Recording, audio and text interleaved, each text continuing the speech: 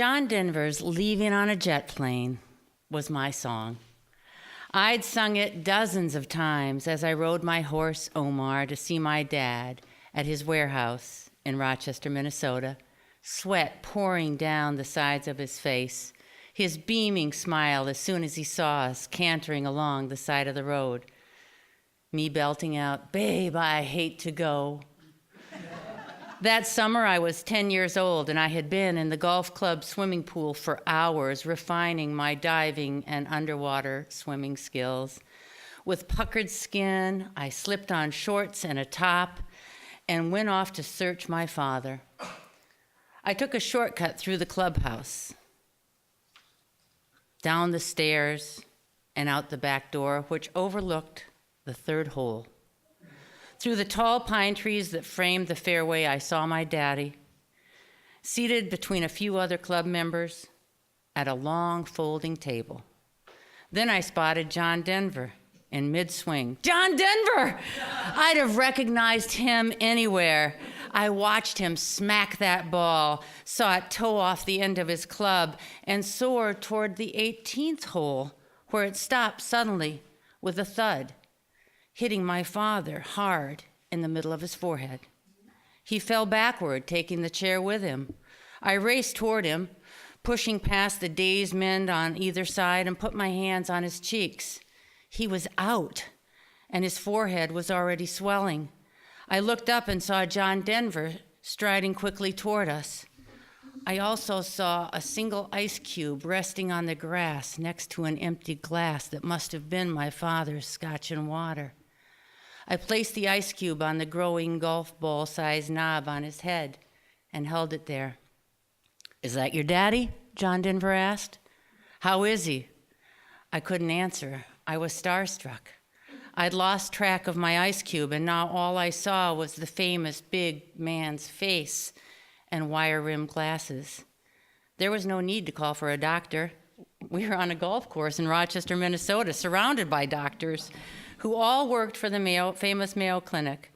A team of golfer doctors moved me aside as an ambulance pulled up on the grass to take my dad away. When I got to the hospital, my father was sitting up in bed with two black eyes, his head wrapped with white gauze. And 2 hours later, the famous singer's big face reappeared in the doorway. "I'm fine," my dad said. "It's no big deal," he told Mr. Denver. "I hardly felt it." John Denver smiled in relief.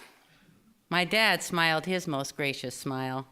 I felt queasy, though, tongue-tied in the presence of the famous man and not so sure everything was fine. I wanted to hit the rock star for hurting my daddy. I also wanted his autograph.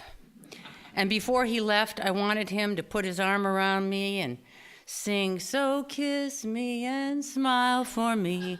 Tell me that you'll wait for me. Hold me like you'll never let me go." 7 years later, just 4 months after my mother died, my father collapsed, and a neighbor found him lying in the driveway.